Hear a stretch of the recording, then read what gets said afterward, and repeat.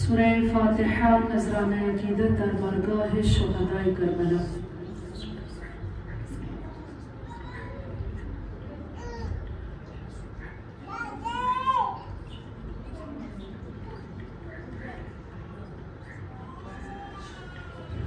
صلوات پڑھیں محمد والے محمد۔ اللہم صلی علی محمد وآل محمد وعجل فرجهم۔ اعوذ باللہ من الشیطان الرجیم، بسم اللہ الرحمن الرحیم، الحمد للہ رب العالمین، الصلاة والسلام علی اشرف الانبیاء والمرسلین وافضل السفراء المقربین، العبد المؤید والرسول المسدد والمحمود الاحمد والمصطفى الامجد ابی القاسم محمد۔ اللہم صلی علی محمد وآل محمد وعجل فرجهم۔ وعلى آله الطيبين الطاهرين المعصومين المظلومين الذين هم أركان الإيمان وأمناء الرحمن، وبهم يمسك الله السماء أن تقال الأرض، وبهم يمسك الله الأرض أن تميد بأهلها، وبهم تنشر الرحمة، ولولاها منهم لساقت بأهلها، لا سيما بقية الله روحي وأرواحنا لتراب مقدمه الفداء الذي يملأ الأرض قسطا وعدلا بعدما ملئت ظلما وجورا، اللهم اجعلنا من أنصاره وأعوانه ولا تجعلنا من أعدائه۔ صلوات پڑھیں محمد اللہم صلی علی محمد وآل محمد وعجل فرجهم۔ أما بعد فقد قال المعصوم عليه السلام: السلام عليكم يا أولياء الله وأحباءه، السلام عليكم يا أصفياء الله وأبداءه، السلام عليكم يا أنصار دين الله، السلام عليكم يا أنصار رسول الله، السلام عليكم يا أنصار أمير المؤمنين، السلام عليكم يا أنصار فاطمة الزهراء سلام الله عليها۔ صلوات پڑھیں صلی علی محمد وآل محمد وعجل فرجهم۔ پروردگار عالم سے دعا ہے کہ پروردگار ہم سب کی توفیقات خیر میں اضافہ فرمائے۔ اس مجلس عزا میں آنا، بیٹھنا، سننا، پڑھنا، گریہ و زاری یا عزاداری سیدہ اپنی بارگاہ میں قبول و منظور فرمائے۔ محرم کا چاند طلوع ہو چکا ہے، اور طریقہ یہی ہے کہ جب کوئی اسلامک منتھ سٹارٹ ہوتا ہے تو کیسے اس کا آغاز ہوتا ہے، آسمان پر چاند کو دیکھا جاتا ہے۔ لیکن مدینہ کے رہنے والے بیان کرتے ہیں کہ جب محرم کا چاند طلوع ہوتا تھا، ہم آسمان پر چاند کو نہیں دیکھا کرتے تھے، بلکہ امام جعفر صادق علیہ السلام کے گھر سے گریے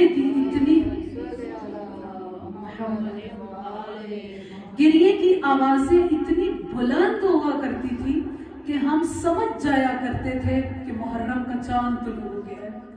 اور امام باقر علیہ السلام ارشاد فرماتے ہیں کہ جب بھی محرم کا چاند طلوع ہوتا تھا، لا یرا ابی ضاحکا، کسی نے بھی کبھی بھی اس محرم کے مہینے میں میرے بابا کو ہنستے ہوئے نہیں دیکھا تھا۔ طریقہ یہی ہے کہ ہم جب مجلس میں آتے ہیں تو ایک پرسے کی کیفیت ہوتی ہے، کوئی انسان ہنسے گا نہیں، لیکن جب ہم مجلس سے باہر جاتے ہیں تو کیا ہوتا ہے، اس بشری تقاضے کے تحت کبھی انسان ہنسے گا بھی، مذاق بھی کرے گا، لیکن امامت کا طریقہ اور شیوا یہ ہے کہ امام کیا ارشاد فرماتے ہیں، لا یرا ابی ضاحکا، جب محرم کا چاند طلوع ہو جایا کرتا تھا، میرے بابا کو پھر کسی نے کبھی ہنستے ہوئے نہیں دیکھا تھا۔ اور ہمارے پاس جو سب سے بڑی روایت ہے، سب سے بڑی جو روایت ہے جو محرم پر دلالت کرتی ہے، جو عزاداری پر دلالت کرتی ہے، جو گریہ پر دلیل بن کر آتی ہے، وہ ریان ابن شبیب کی وہ روایت ہے جو کہ اس نے امام رضا علیہ السلام سے روایت کی۔ ریان ابن شبیب امام رضا علیہ السلام کا بہت بڑا صحابی ہے۔ محرم کا چاند طلوع ہوا، ریان کیا کہتے ہیں، کہ میں امام رضا علیہ السلام کی خدمت میں گیا، ریان بیان کرتے ہیں امام کا طریقہ یہ ہے کہ امام مسند پر نہیں بیٹھے ہوئے، امام خاک پر بیٹھے ہوئے اتنا کریا کر رہے ہیں، اتنا کریا کر رہے ہیں کہ امام علیہ السلام کی جو ریش مبارک ہے وہ آسمان سے تر ہے، بلکہ آنسوؤں کے قطرے زمین پر ٹپک ٹپک کر گر رہے ہیں۔ میں نے امام سے پوچھا مولا آپ کے اس گریے کا سبب کیا ہے؟ امام علیہ السلام نے اس طویل حدیث کو بیان کیا۔ امام علیہ السلام کیا کہتے ہیں؟ اے ابن شبیب، اے شبیب کے بیٹے، تجھے معلوم نہیں ہے محرم کا چاند طلوع ہو گیا ہے۔ یہ محرم کا مہینہ وہ ہے کہ زمانے جاہلیت میں اس میں قتل و قتال، جنگ و جدال کو ممنوع قرار دیا گیا تھا، لیکن ہائے ابن شبیب کیا سنے گا، اسی مہینے میں ہمارے خون کو حلال سمجھا گیا، ہمارے بیٹوں کو قتل کیا گیا، ہمارے بچوں کو قتل کیا گیا۔ اتنا نہیں ہے بلکہ امام نے کیا کہا، وہ صوبیت نساؤنا، ہماری عورتوں کے بازوؤں میں رسن باندھا گیا۔ اے ریان ابن شبیب ان کنت باکیا فابکی علی الحسین، امام علیہ السلام نے ارشاد فرمایا اے ابن شبیب کبھی تمہارا دل چاہے کہ تو کسی چیز پر گریہ کرے، فابکی علی الحسین، تو کیا کرنا، میرے جد حسین پر گریہ کرنا۔ جب مجلس میں بیٹھے ہوا پروردگار سے کچھ طلب نہ کریں، اس آنسوؤں کی دولت کو، آنسوؤں کی نعمت کو طلب کریں، کیونکہ امام رضا علیہ السلام ارشاد فرماتے ہیں اے ابن شبیب یاد رکھنا، اگر مکھی کے پر کے طرح بھی آنسو تیری پلکوں تک آ جائے، پروردگار تیرے گناہوں کو بخش دے گا۔ اے ابن شبیب اگر وہ آنسو تیرے رخسار تک آ گئے، پروردگار تیرے گناہوں کو بخش دے گا، اور اگر وہ آنسو رخسار سے بہ کر تیرے سینے تک آ گئے، اے ریان ابن شبیب یاد رکھنا، پروردگار تیرے گناہانی کبیرہ و صغیرہ کو معاف کر دے گا۔ ایک مرتبہ امام جعفر صادق علیہ السلام کی خدمت میں ایک سائل آیا، اس نے آ کر عرض کیا کہ مولا ایسا کیوں ہے کہ جب کوئی مرتا ہے تو اس کے بعد اس کا سوگ کیا جاتا ہے، جب محرم کی پہلی تاریخ ہوتی ہے تو ابھی تک تو کوئی شہید نہیں ہوا، مولا پھر آپ کے گریے کا سبب کیا ہے، کیوں اتنا گریہ چاند کے طلوع ہونے پر کیا جاتا ہے؟ یہ وہ روایت ہے کہ جس کو ہمیشہ پڑھا جاتا ہے۔ امام علیہ السلام نے جواب کیا دیا، اے ریان ابن شبیب یاد رکھنا کہ جب محرم کا چاند طلوع ہوتا ہے، حسین علیہ السلام کا وہ کرتا جو انہوں نے وقت آخر پہنا ہوا تھا، جو تیروں تلواروں سے چھلنی ہے، جس پر اکبر کا خون ہے، جس پر قاسم کا خون ہے، ہائے وہ خون ہے کہ جب عباس علمدار کے بازو اٹھائے تھے، حسین نے اپنے سینے سے لگائے تھے، اس خون بھرے کرتے کو ملائکہ کیا کرتے ہیں؟ کہا کہ آسمان و زمین کے درمیان آویزہ کر دیتے ہیں، اور جس مومن کے دل میں بھی حب حسین موجود ہوتی ہے وہ اس کرتے کی خوشبو سے محبوب اور محسوب ہو جاتے ہیں۔ صلوات پڑھ لیں محمد والے محمد۔ اللہم صلی محمد،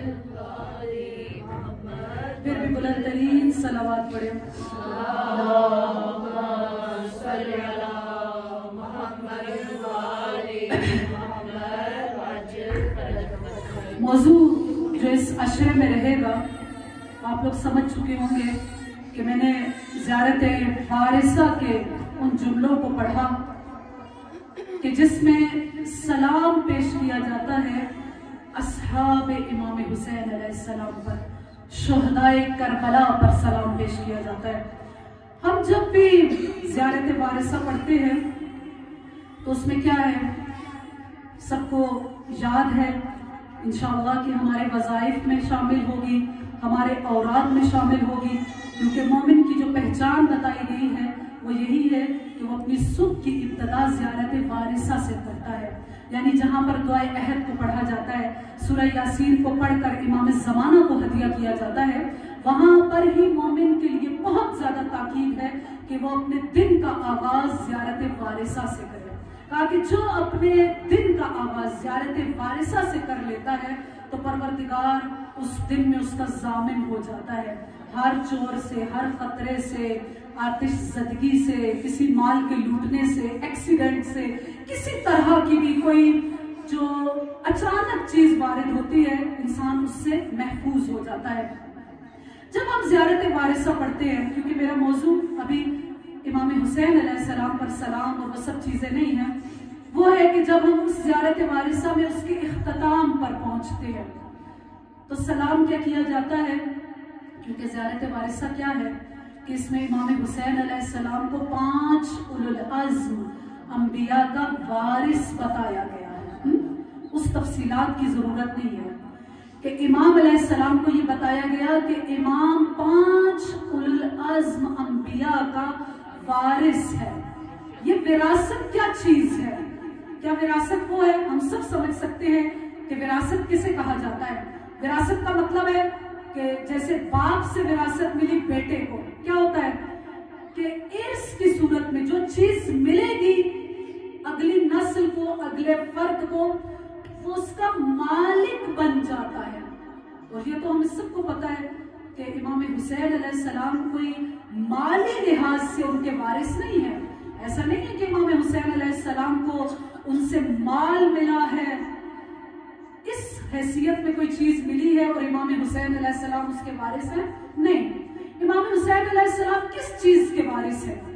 جب وہ اولو العزم انبیاء ہیں تو ان کے رفتار، گفتار، کردار، ہر چیز کی وراثت، یعنی یوں سمجھیے کہ وہ ملکوتی، وہ روحانی وراثت جو انبیاء کے پاس موجود تھی، اس تمام انبیاء کی وراثتوں کو امام حسین علیہ السلام اپنے دامن میں رکھتے ہیں۔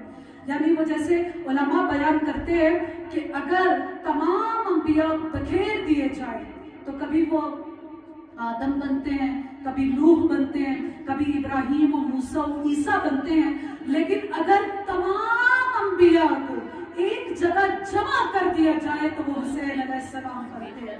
وہ جیسا کہ فارسی کا شاعر کہتا ہے کہ آنچے ہمیں دارن تو تنہا داری، کہ وہ جو سب کے پاس الگ الگ وہ ملکوتی طاقتیں موجود ہیں، وہ ایک امام حسین علیہ السلام کے پاس جمع ہو کر آ جاتی ہیں۔ لیکن بہرحال جب ہم زیارت وارثہ پڑھتے پڑھتے اس حصے تک پہنچتے ہیں کہ جہاں پہ کہا جاتا ہے کہ السلام علیکم یا اولیاء اللہ و احباء، انشاءاللہ کہ آج کے بعد جب بھی زیارت وارثہ کے ان جملوں کو پڑھیں گے تو پوری معرفت کے ساتھ پڑھیں گے کہ اے اولیاء خدا، آپ پر سلام ہو، وَأَحِبَّا، یعنی وہ ہستیاں جو پروردگار کی محبوب ہستیاں ہیں۔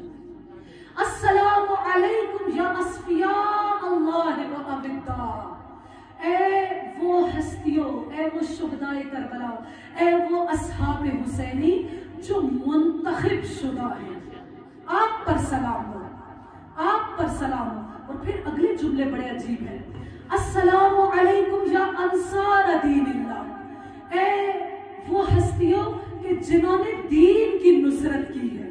ابھی شاید جب ترجمہ پڑھ رہی ہوں آپ کو حیرت نہ ہو، لیکن جب تفصیلات بتاؤں گی تو آپ حیرت میں ڈوب جائیں گے کہ واقعاً کیا مقام بتایا جا رہا ہے اصحاب امام حسین علیہ السلام کا۔ السلام علیکم یا انصار دین اللہ، سلام ہو آپ پر وہ ہستیاں کہ جنہوں نے دین کی مدد کی، دین کی نصرت کی۔ یہاں تک تو بات سمجھ میں آتی ہے، واقعاً دین کی خدمت کر رہے ہیں، دین کی نصرت کر رہے ہیں، کیونکہ اگر اس وقت میدان کربلا میں دین کی کوئی حقیقی صورت ہے تو وہ امام حسین علیہ السلام ہے۔ لیکن آگے کیا کہا جاتا ہے، اور یہ زیارت وارثہ کسی عام انسان کی بیان کی ہوئی نہیں، ابھی بتاتی ہوں کہ بیان کرنے والا کون ہے۔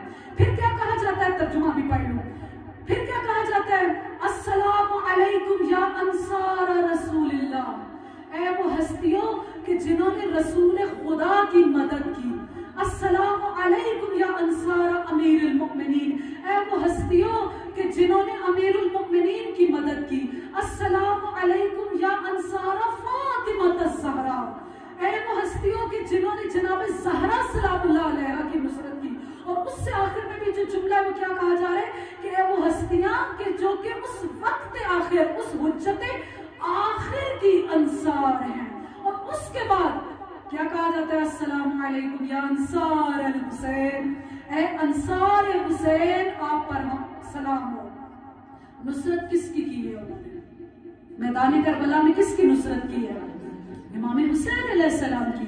لیکن کیا کہا جا رہا ہے؟ جنہوں نے رسول کی نصرت کی، جنہوں نے امیر المؤمنین کی نصرت کی، جنہوں نے جناب زہرا کی نصرت کی. بہت سارے شہدائے کربلا تو وہ ہیں جو کہ اس زمانے میں موجود ہی نہیں تھے. مثلاً اور اگر موجود بھی ہوں تو وہ اس طرف نہیں تھے. زہیر ابن کیل اگر موجود بھی ہوں اس زمانے میں، یعنی امام علی کے زمانے میں یا جناب زہرا کے زمانے میں، تو وہ اس طرف نہیں تھے بلکہ ان کا شمار عثمانی مسلک میں ہوتا ہے. لیکن کیا کہا جا رہا ہے؟ نصرت کس کی کر رہے ہیں؟ کس کی کر رہے ہیں نصرت؟ امام حسین علیہ السلام کی. اور بہت سارے افراد اصحاب کربلا میں، شہدائے کربلا میں وہ ہیں جو پہلے لشکر یزید میں تھے، آئے تھے عمر سعد کے لشکر میں شامل ہو کر، شبر کے ساتھ آئے تھے، لیکن شب عاشور وہ امام حسین علیہ السلام کے ساتھ ملے ہیں. انشاءاللہ اس عشرے میں جہاں جہاں موقع ملتا رہا ان تمام اصحاب کا ذکر کرتی رہوں گی. حسینیت زندہ باد، حسینیت زندہ باد، یزیدیت مردہ باد، یزیدیت مردہ باد، دشمنان اہل بیت پہ لعنت بے شمار. اللہ کی زہرا پر بلند تر سلوات. اللہم صلی علی محمد و آل محمد. تو بہت سارے تو افراد وہ تھے کہ جو شروع سے امام علی علیہ السلام کے ساتھ تھے ہی نہیں، ان کا شمار شیعان علی میں ہوتا ہی نہیں تھا. وہ تو لشکر یزید کا حصہ تھے، وہ لشکر عمر سعد کا حصہ تھے، وہ شبر کے ساتھی بن کر آئے تھے. لیکن دعوت حبیب پر مثلا شب عاشور امام حسین علیہ السلام کے ساتھ ملے. یا انہی شہدائے کربلا میں بعض کی تو عمر اتنی چھوٹی ہے کیونکہ سب مختلف سن و سال کے ہیں، کوئی بوڑھا ہے، کوئی جوان ہے، کوئی بچہ ہے، کوئی نوجوان ہے، اور کوئی شہزادہ علی اصغر کی طرح کا ہے. سوال پڑھ لے محمد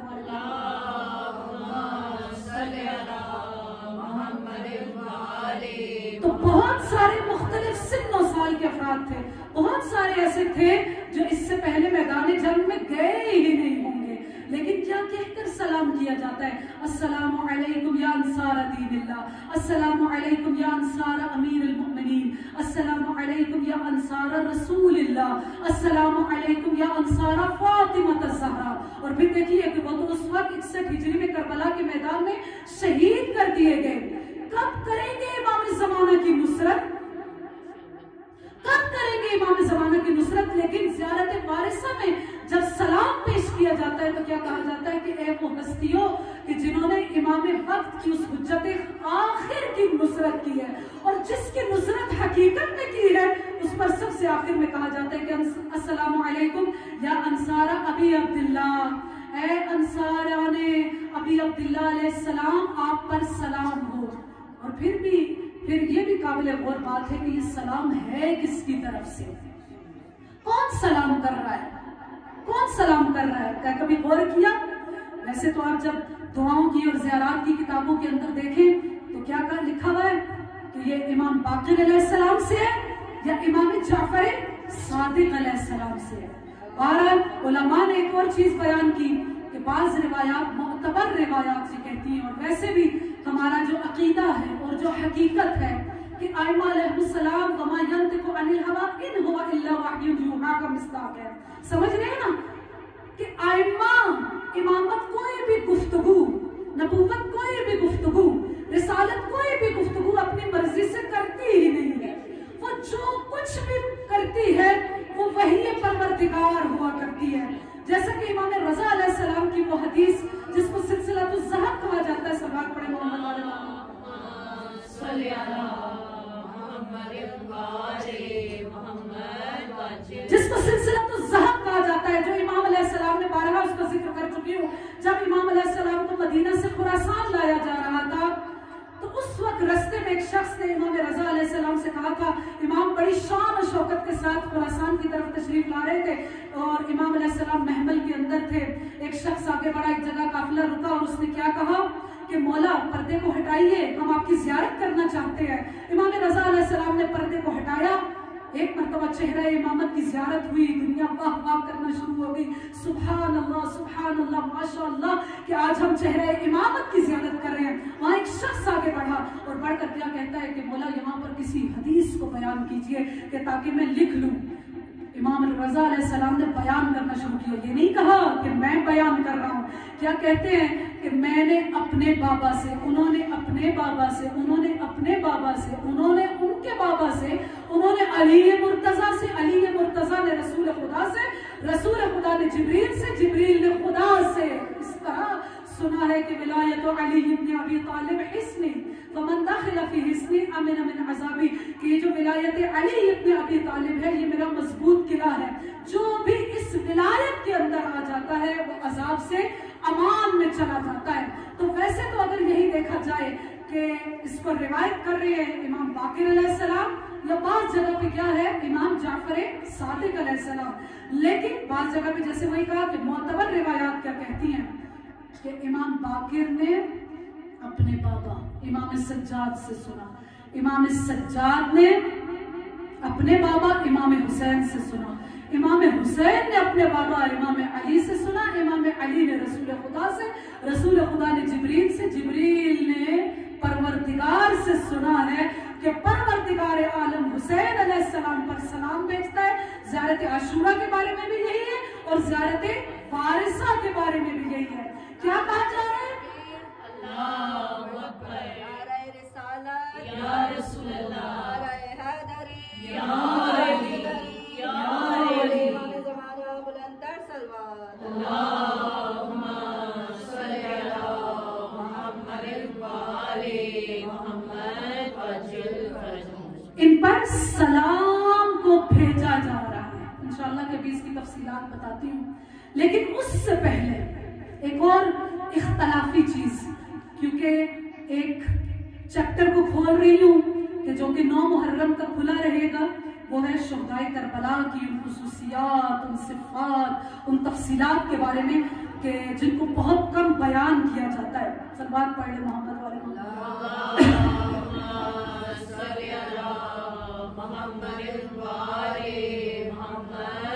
ایک جو اختلافی چیز ہے وہ کیا ہے؟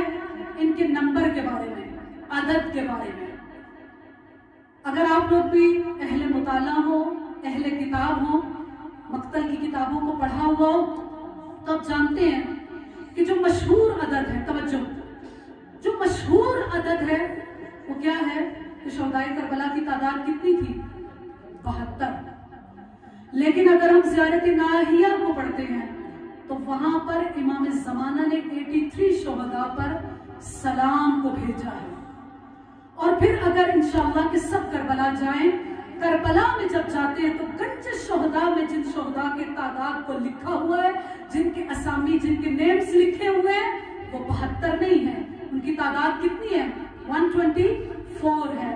اور اگر اہل سنت کے ان منابع کو دیکھا جائے کہ اہل سنت شہدائے کربلا کی کتنی تعداد کو بتاتے ہیں تو وہاں پر تقریباً 480 شہداء بیان کیے جاتے ہیں۔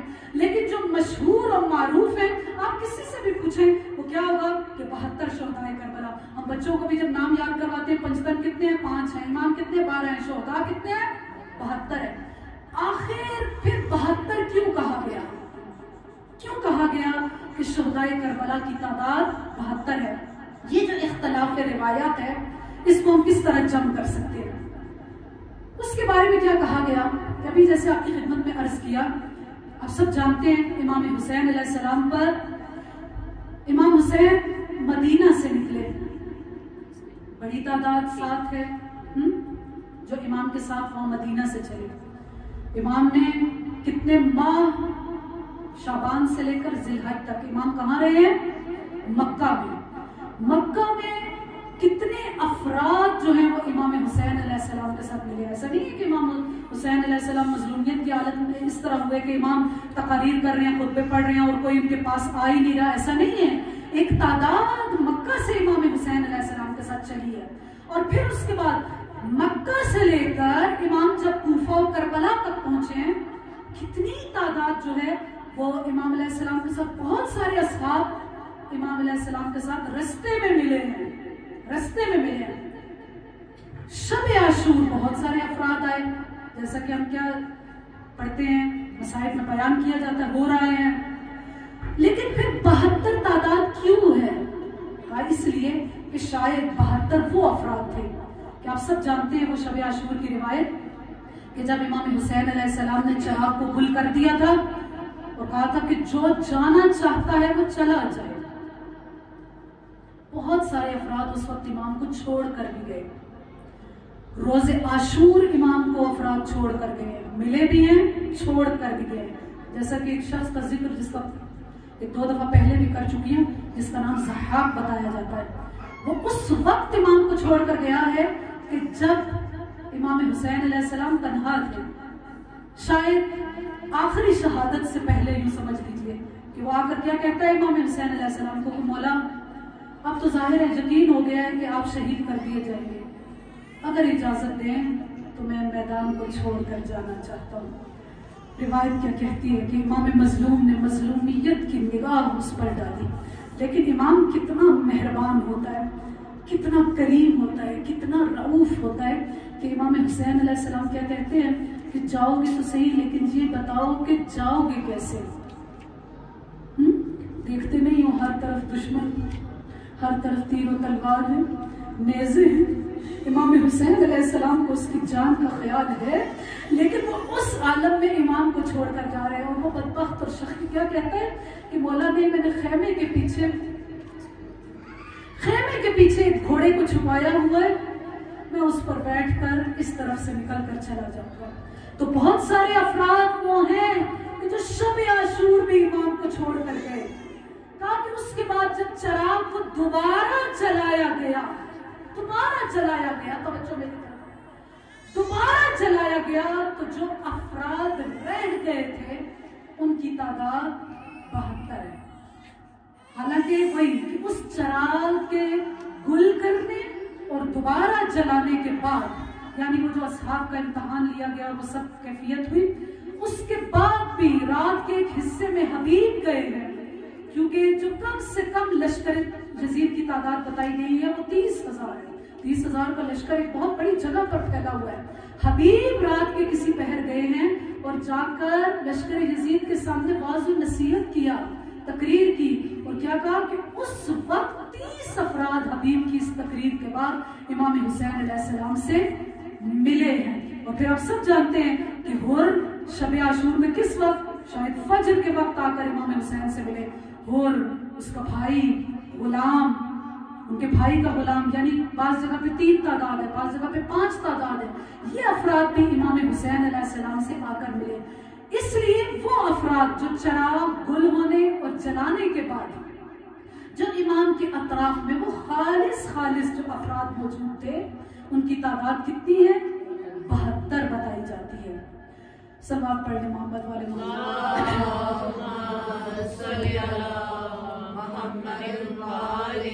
اور پھر بعض روایات میں غلاموں کے ناموں کو شامل نہیں کیا گیا. یعنی جب یہ کہا جاتا ہے کہ 72 افراد کو کون سے تھے، کہا کہ وہ خاص افراد جنہیں ارباب کہا جاتا ہے، سردار کہا جاتا ہے، جو ایک نام رکھتے تھے ان کا نام لکھا گیا. لیکن ہر سردار کے ساتھ جو غلام آئے تھے ان کا نام ان 72 میں بعض روایات کہتی ہے کہ اس میں شامل نہیں ہے. لیکن وہ جو 124 کی تعداد یا 84 کی تعداد جو بتائی جاتی ہے اس میں کیا ہے، وہ غلام، وہ بچے، وہ تمام افراد شامل ہیں. اور ویسے اگر کربلا کے ان شہداء میں شمار کیا جائے تو مسلم ابن عقیل کو بھی شمار کیا جاتا ہے. لیکن جو مسلم کے ساتھ شہید ہوئے، اگر مسلم کربلا کا پہلا شہید ہے تو جو مسلم کے ساتھ جانثاری کرتے ہوئے شہید ہوئے، ہانی شہید ہوئے، محمد ابن کثیر شہید ہوئے، عبداللہ ابن کثیر شہید ہوئے، یہ 2 افراد وہ تھے کہ جو جناب مسلم کے گائیڈ کے طور پر کام کر رہے تھے. ایسا نہیں ہے کہ مثلا جیسا آج کل کے زمانے میں کوئی پیسے لیتا ہے اور پھر گائیڈ بن جاتا ہے، ایسا نہیں. مثلا والنٹیئر کے طور پر وہ کیا کر رہے تھے، جناب مسلم کے گائیڈ تھے، انہیں بتا رہے تھے مثلا کوفہ کے بارے میں. یہ دونوں افراد بھی کیا ہے، مسلم کے ساتھ شہید ہوئے، محمد ابن کثیر اور عبداللہ ابن کثیر. پھر کتنے افراد مسلم کی شہادت کے وقت اس وقت شہید ہوئے، ہانی ابن عروہ شہید ہوئے، سب یہ شہید ہوئے. تو یہ سب کس میں آتے ہیں؟ یہ 72 شہدائے کربلا کے یا اصحاب امام حسین علیہ السلام یا شہدائے کربلا کے اندر ان کو کاؤنٹ کیا جاتا ہے. صلوات پڑھ لیں محمد والے محمد.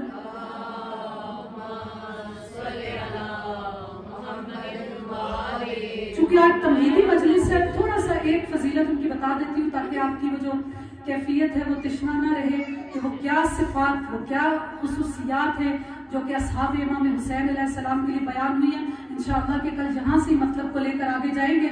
سب سے پہلی خصوصیت جو سب سے پہلی صفت ہے اللہ اکبر جو اصحاب امام حسین علیہ السلام کے بارے میں کی گئی وہ کیا ہے؟ کہا کہ جیسا سلام امام حسین علیہ السلام پر بھیجا گیا ویسا سلام بلا فاصل بغیر کسی ڈسٹنس کے وہ اصحاب امام حسین علیہ السلام پر بھیجا گیا. کیا کہتے ہیں ہم زیارت عاشورہ جب پڑھتے ہیں کہ السلام علیک یا سار اللہ وابن ثارے والفطر الموتور وعلی الارواح التي حلت بفنائک. یعنی اے امام حسین علیہ السلام جو سار اللہ ہے وہ اپنا سارے ہیں اب اس تفسیر میں نہیں جاتی وطر الموتور ہے.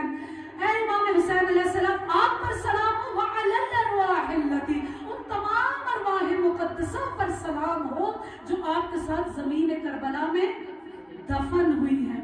اور پھر کیا کہتے ہیں ہم جب زیارت عاشورہ پڑھتے ہیں السلام علی الحسین وعلی علی ابن الحسین وعلی اولاد الحسین وعلی اصحاب الحسین. سلام ہو امام حسین علیہ السلام پر وعلی علی ابن الحسین پر. امام شہزادہ علی اکبر کا مقام اتنا بلند ہے کہ بہت خصوصیت کے ساتھ ان پر سلام بھیجا جاتا ہے وعلی علی ابن الحسین. انشاءاللہ 9 کی مجلس میں اس کو بیان کریں گے کہ سلام ہو شہزادہ علی اکبر پر وعلی اولاد الحسین اور جتنی بھی اولاد امام حسین علیہ السلام کربلا کے میدان میں شہید ہوئی ہے ان سب پر سلام ہو وعلی اصحاب الحسین بغیر کسی فاصلے کے کیا کہا گیا اور اصحاب امام حسین علیہ السلام پر سلام ہو. اور ابھی آپ کی خدمت میں عرض کر دیا کہ سلام بھیجنے والے کون ہیں؟ یا تو امام باقر امام جعفر صادق علیہ السلام ہے اور یا خود پروردگار سلام بھیج رہا ہے. خود پروردگار کیسے سلام بھیج رہا ہے؟ کیسے اس کی تائید ہو کہ خدا بھی کسی پر سلام بھیجتا ہے؟ کیا کسی معصوم پر بھیجا گیا؟ معصوم کی بات تو بہت اعلیٰ درجے کی ہے. ایک امام زادے پر سلام بھیجا گیا ہے. یعنی امام زادوں کی جتنی زیارات ہمارے سامنے ہیں وہ کسی نہ کسی صحابی سے ہے منقول. یعنی انشاءاللہ کہ آپ جائیں کربلا قوم مختلف مقامات پر ان پر جائیں تو آپ کو مختلف امام زادوں کی جو امام کی اولادیں ہیں وہ ملتی ہیں لیکن ان کی جو زیارت پڑھی جاتی ہے وہ معصوم کی زیارت نہیں ہے. یعنی معصوم نے وہ زیارت نہیں پڑھی. پھر کس نے پڑھی ہے؟ معصوم کی اصحاب نے پڑھی ہے. کس نے پڑھی ہے؟ ابو حمزہ الصومالی نے پڑھی ہے. ہاں مثلا علی بن یقطین نے پڑھی مثلا فلاں صحابی نے پڑھی. لیکن 2 امام زادے ایسے ہیں 2 امام زادے ایسے سوال پڑھنے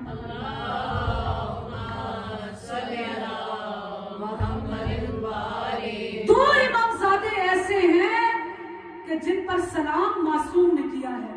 ایک جناب عباس علمدار اور ایک جناب بی بی معصومہ قم. جب ان کو سلام بھیجا جاتا ہے ان کی زیارت پڑھی جاتی ہے تو معصوم ان کی زیارت کو پڑھتے ہیں. اور جب حضرت عباس کی وہ طویل زیارت کو پڑھا جاتا ہے تو کیا کہا جاتا ہے؟ سلام اللہ و سلام ملائکتہ. اے جناب عباس علمدار آپ پر اللہ کا درود و سلام ہو آپ پر ملائکہ کا درود و سلام ہو. تو ایسا نہیں ہے کہ پروردگار کسی پر درود و سلام نہیں بھیج سکتا. پروردگار سلام بھیجتا ہے لیکن ہمارے سلام کرنے میں معصوم کے سلام کرنے میں اور پروردگار کے سلام کرنے میں بہت فرق ہے. پروردگار جب قرآن میں سلام بھیجتا ہے انبیاء پر سلام بھیجتا ہے تو کیسے بھیجتا ہے؟ سلام علی نوح فی العالمین سلام علی موسیٰ و ہارون سلام علی الیاسین. سلام ہو نوح پر عالمین میں سلام ہو موسیٰ و ہارون پر سلام ہو آل یاسین پر. جتنی بھی آل یاسین ہے اس پر پروردگار کا درود و سلام ہو. اور 2 انبیاء پر خاص سلام بھیجا گیا ہے جناب عیسیٰ پر اور جناب یحییٰ علیہ السلام پر. سلام کیسے بھیجا گیا کہ السلام علی یوم ولدت و یوم اموت و یوم ابعث حیا. یعنی جناب عیسیٰ پر جب سلام بھیجا جاتا ہے تو کیا کہا جاتا ہے کہ مجھ پر سلام ہو حضرت عیسیٰ خود اپنے اوپر سلام کر رہے ہیں. کیا کہتے ہیں؟ مجھ پر سلام ہو جس دن میں پیدا ہوا, جس دن میں مروں گا اور جس دن مجھے زندہ اٹھایا جائے گا, 3 دن مجھ پر سلام ہو. لیکن اصحاب امام حسین علیہ السلام پر, لیکن شہدائے کربلا پر جب سلام بھیجا جاتا ہے, ابھی آپ زیارت عاشورہ پڑھیں گے تو کیا بھیجا جاتا ہے؟ ابدا ما بقیت وبقی اللیل والنہار. اس دن نہیں جس دن آپ پیدا ہوئے, جس دن آپ مریں گے, جس دن آپ اٹھائے جائیں گے. ابدا ما بقیت وبقی اللیل والنہار, جب تک میں باقی ہوں اور جب تک یہ لیل و نہار باقی ہے, یہ شب و روز باقی ہیں, آپ پر پروردگار کا درود و سلام ہے. اور جب تک اب نام امام جعفر صادق رہے گا, جب تک امام باقر کا نام رہے گا, اور یوں کہوں کہ جب تک اللہ کا نام رہے گا, تب تک شہدائے کربلا پر درود و سلام کو بھیجا جاتا ہے. نعرہ تکبیر, اللہ اکبر. نعرہ رسالت, یا رسول اللہ. نعرہ حیدری, یا علی, یا علی. امام زمانہ بلندتر صلوات. اللہم صلی علی محمد وآل محمد وعجل. بہرحال انشاءاللہ کہ کل اس کے بعد کے مطالب کو, لیکن اس ٹاپک کو چوز کرنے کا مقصد یہی ہے کہ ہمارے اندر وہی خصوصیات پیدا ہوں. کیونکہ ہم جب زیارت وارثہ پڑھتے ہیں تو یہی کہتے ہیں کہ یا لیتنی کنت معکم فافوز معکم, کہ اے شہدائے کربلا, کاش ہم بھی کربلا میں ہوتے اور آپ کی طرح اس فوز اور کامیابی کو حاصل کرتے. تو آج بھی وہ پلیٹ فارم کھلا ہوا ہے. جو بھی اپنے اندر اصحاب کربلا جیسی ان خصوصیات کو پیدا کر لے گا, اس کا درجہ انہی کے ساتھ ملحق ہو جائے گا. اور انشاءاللہ کہ اس وقت تو ہم موجود نہیں تھے, انشاءاللہ کہ جب امام وقت تشریف لائے تو اپنے آپ کو اس قابل بنائیں کہ واقعاً ہمارے اندر وہ خصوصیات موجود ہوں کہ ہم اصحاب امام حجت بننے کے قابل ہوں, اس وارث کائنات کے اصحاب بننے کے قابل ہوں, اور ان کی معیت میں ان کی نصرت کرتے ہوئے شہادت کے درجے تک فائز ہوں. بہرحال آج یکم محرم ہے, قافلہ حسینی 28 رجب کو مدینہ سے نکلا. آپ سب بہتر جانتے ہیں کہ جب امام حسین علیہ السلام کو بیعت کی غرض سے ایک مرتبہ دارالامارہ میں بلایا گیا, اللہ اکبر, کتنی مصیبت کا وقت ہوگا کہ امام وقت کو بلایا جا رہا ہے اس غرض سے کہ وہ یزید کی بیعت کر لے. امام حسین علیہ السلام دارالامارہ کی طرف جانا چاہتے ہیں, لیکن زینب جو ان تمام حالات سے واقف ہے, بی بی کیا کہتی ہیں, اے حسین آپ کو اکیلے نہ جانے دوں گی, عباس بھی ساتھ جائیں گے, اکبر بھی ساتھ جائیں گے, اور محمد بھی ساتھ جائیں گے, قاسم بھی ساتھ جائیں گے. روایت کیا کہتی ہے, 18 بنو ہاشم کو لیے ہوئے امام حسین علیہ السلام دارالامارہ میں جاتے ہیں. ایک مرتبہ طلب بیعت ہوتی ہے, امام علیہ السلام انکار بیعت کرتے ہیں اور اس سے کیا کہتے ہیں, اے ولید رات کی تاریکی میں نہیں, دن کی روشنی میں فیصلہ ہوگا. ننظر و تنظر, ہم بھی دیکھیں گے تم بھی دیکھو گے. امام کے اس جملے کو وہ سمجھ نہ سکا, امام کو جانے کی اجازت دی, لیکن ایک مرتبہ کسی نے کہا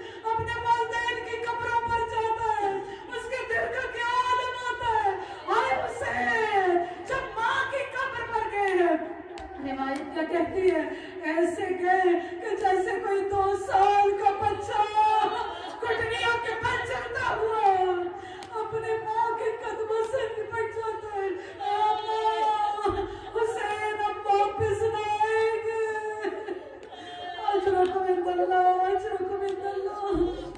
अब्दुल्लाह इब्न सलाह ने कूफी बयान करता है कि जब मुझे पता चला कि हुसैन मदीना छोड़ कर जा रहे हैं, कहता है कि मैं मोहल्ला बनु हाशिम में आया, मैं देखना चाहता था कि देखो तो सही मदीना वाले हुसैन को कैसे रुखसत करते हैं। हाय जो चाहने मदीना है वो तो मदीना छोड़ कर जा रहा है, कैसे मदीना वाले हुसैन को रुखसत करेंगे। अब्दुल्लाह इब्न सलाह ने कूफी बयान कर रहा है, क्या कहता है, मैंने देखा कि हुसैन कुर्सी पर बैठे हुए हैं, पास में दो जवान खड़े हैं, अब्बास अलमदार भी खड़े हैं, एक एक बीबी निकलती है, उसको महमल में सवार करवाया जाता है, एक जवान आगे बढ़ता है, बढ़कर उस बीबी को सवार करता है। कहा कि पहली बीबी जब उस अपने घर से निकली है, एक मर्तबा महमल की तरफ बढ़ी, एक जवान आगे बढ़ा, बढ़कर अपना साधु आगे किया, ऐ अम्मा आओ अकबर तुम्हें सवार करवाते हैं। फिर एक बीबी निकली, एक और नौजवान आगे बढ़ा, बढ़कर अपनी माँ को सवार करवाया। रिवायत तवील है। अब्दुल्लाह इब्न सलाह ने कूफी पूछता जा रहा है, ये कौन है, ये कौन है, उसको जवाब मिलता जा रहा है, अरे ये अकबर है, ये मादर अकबर है, अरे ये कासिम है, ये मादर कासिम है। बीवियां सवार होती जा रही है। एक मरहला वो आया, कहा कि कैसी मस्तूर निकली, हर जवान आगे बढ़ा, अब्बास अलमदार आगे बढ़े, खुद हुसैन ने कुर्सी छोड़ दी, कहता मैं सवार करवाता हूँ, अब्बास आगे बढ़े, आका सादी मैं सवार करवाता हूँ, अकबर आगे बढ़े, ऐ फूफी अम्मा मैं सवार करवाता हूँ। ऐ जवानो आज तो मौजूद हो, लेकिन जब 11 मुहर्रम आएगी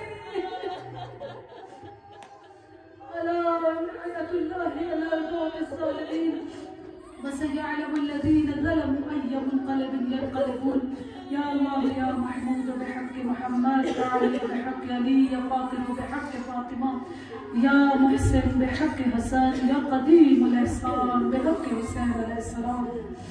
करबला का एक शहीद जिसका नाम अब्दुल्लाह इब्न उमैर कल्बी बताया जाता है, ये मदीना में नहीं रहता। कहाँ रहता है? मदीना से बाहर इसकी बहुत बड़ी प्रॉपर्टी है, जरी जमीनें मौजूद है, नखलिस्तान है, खजूरों के दरख्त है।